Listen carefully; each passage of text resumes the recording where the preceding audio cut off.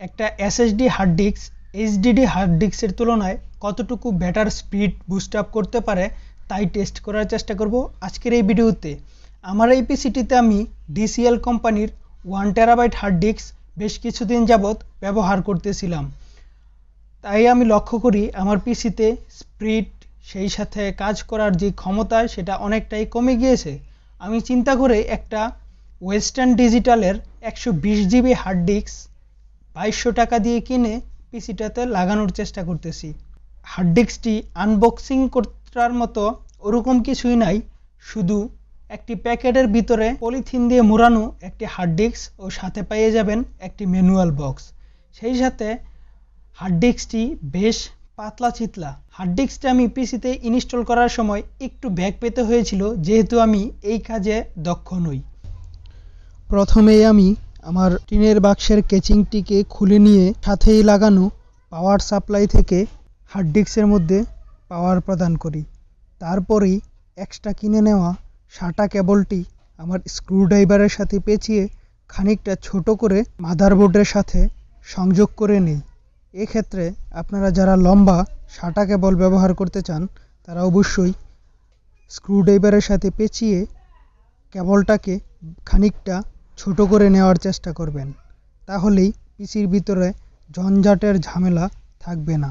সেই সাথে যাদের পাওয়ার সাপ্লাইয়ে শুধুমাত্র একটি হার্ড ডিস্ক কানেক্ট করার জন্য পাওয়ার কেবল দেওয়া রয়েছে, তারা অতিরিক্ত একটি পাওয়ার কেবল মাত্র 60 টাকা দিয়ে কিনে সেটি ব্যবহার করতে পারেন।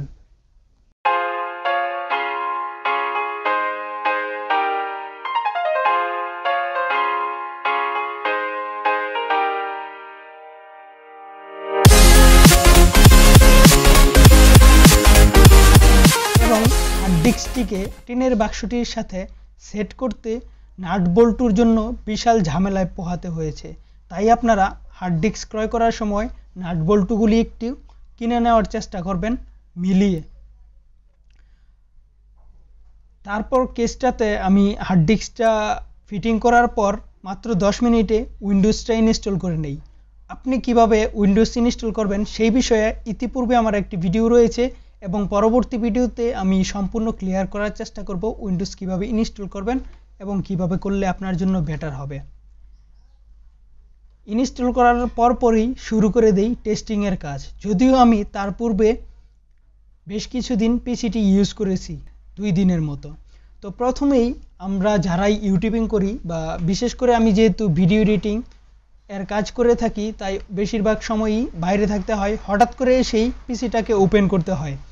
ওপেনিংয়ে দেখলে দেখা যায় আমার এসএসডির তুলনায় এইচডিডি অনেকটাই স্লো। আমার এসএসডি হার্ড ডিস্ক দিয়ে উইন্ডোজটা ইনস্টল করার পর এটি অন হতে মাত্র সময় লাগে 22.36 সেকেন্ডের মতো। সেই সাথে এইচডিডি হার্ড ডিস্কের সময় লেগেছিল প্রায় 1 মিনিটের মতো।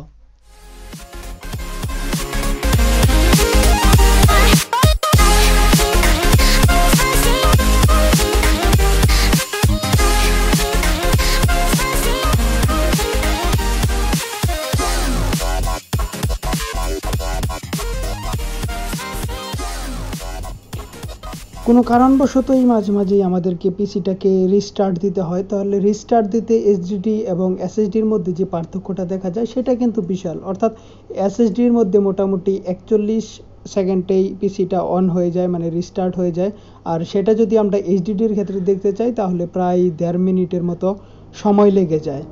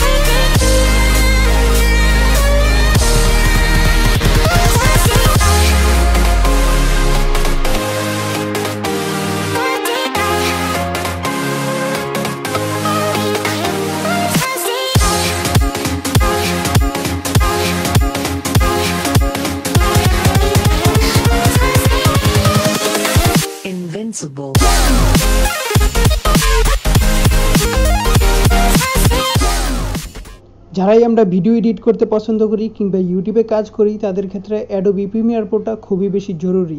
অ্যাডোবি প্রিমিয়ার প্রোটা যত বেশি দ্রুত আমাদের জন্য অ্যাডোবি প্রিমিয়ার প্রোটা যত দ্রুতই রান হবে তত দ্রুতই আমাদের জন্য কাজ করতে সুবিধা হবে।